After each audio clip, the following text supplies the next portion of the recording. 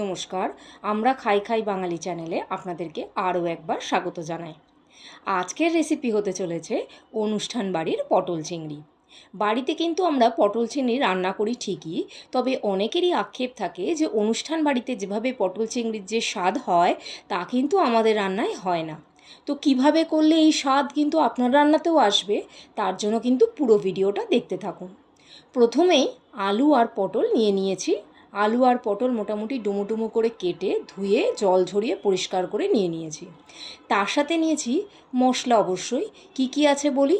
নিয়েছি 1 টেবিল চামচ চারমগজ আর পোস্ত, একটা বড় টমেটো, সেটাকে পেস্ট করে নিয়েছি। তার সাথে নিয়েছি আদা, রসুন আর কাঁচা লঙ্কা। রয়েছে দুটো মাঝারি আকারের পেঁয়াজ, আর অবশ্যই চিংড়ি মাছ। চিংড়ি মাছটাকে এখানে আমি মোটামুটি মাঝারি মাপে নিয়েছি। আর চিংড়ি মাছটা ভালো করে ধুয়ে পরিষ্কার করে পেটের যে সুতোটা থাকে সেটা বার করে জল ঝরিয়ে রেখে দিয়েছি। আপনারা চাইলে এখানে চিংড়ি মাছ বড় চিংড়ি দিয়েও করতে পারেন। তো চলুন, তেল গরম হয়ে গেছে। প্রথমে যেটা করতে হবে, পটলগুলোকে ভেজে নিতে হবে।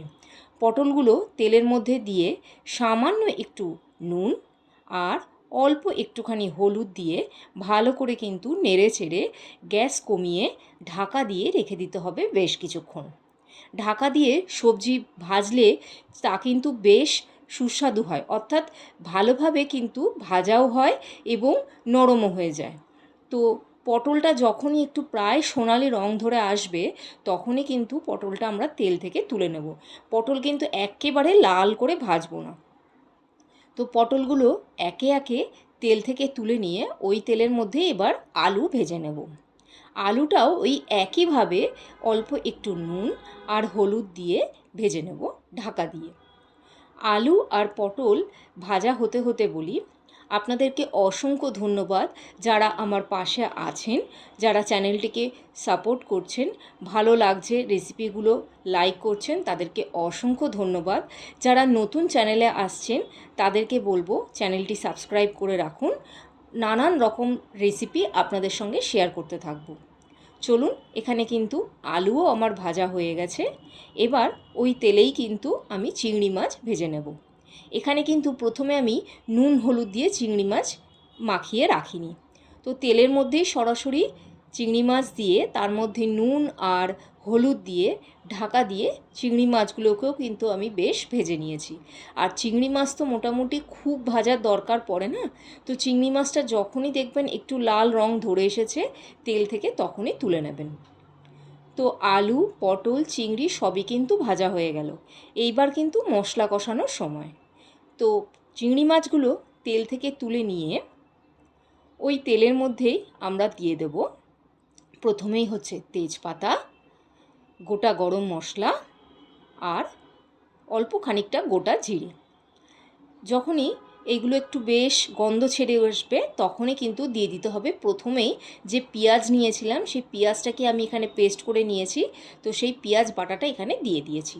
পেঁয়াজ দিয়ে তো আপনারা জানেন যে কিছুক্ষণ না কষালে কাঁচা গন্ধটা যায় না। তো কিছুক্ষণ কষিয়ে নিয়েই সাথে সাথে দিয়েছি আদা, রসুন আর কাঁচা লঙ্কা বাটা। সেটাও একটু বেশ কিছুক্ষণ নাড়াচাড়া করে নিয়ে রসুনের কাঁচা গন্ধটা চলে যাওয়া পর্যন্ত অপেক্ষা করতে হবে। তারপরেই কিন্তু দিয়ে দিয়েছি যে বড় আকারের একটা টমেটো নিয়েছিলাম, সেই টমেটোটা। ব্যাস, মোটামুটি এই টমেটো দেওয়ার পরে কিন্তু আর এখানে মোটামুটি এবার গুঁড়ো মশলাতে চলে যাব।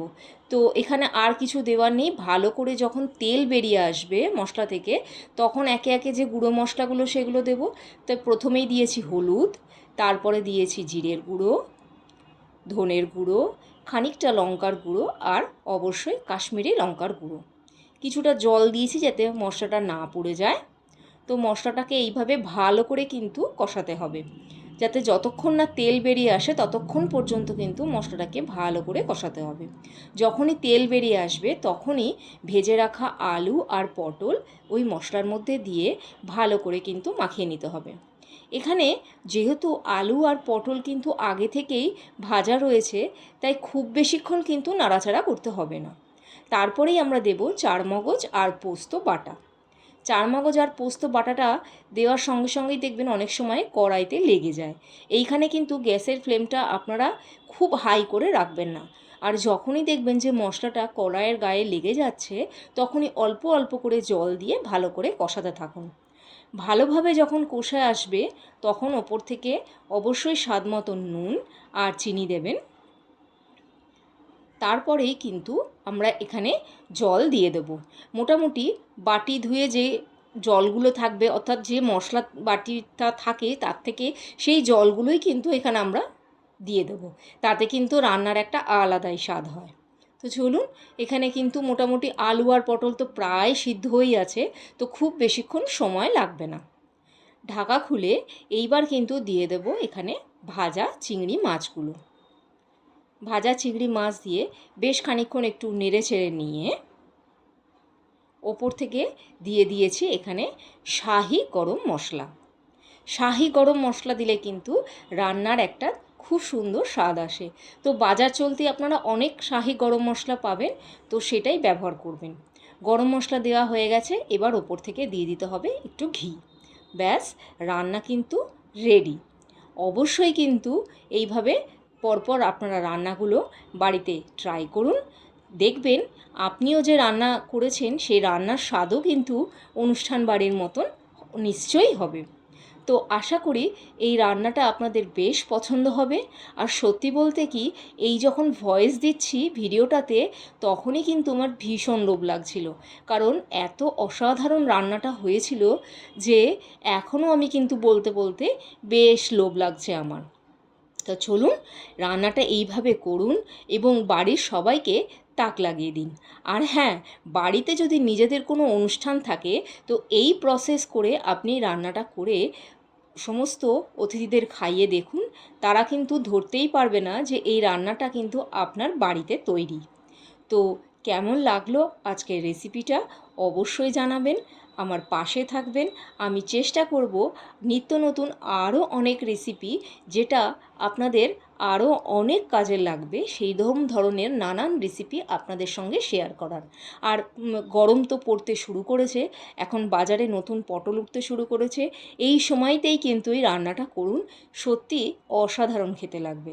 তো আজকের জন্য আসি, আবার দেখা হবে অন্য কোনো ভিডিওতে। আর হ্যাঁ, আমার ফেসবুক পেজ আর ইনস্টাগ্রাম আইডিটাও আপনারা ফলো করবেন।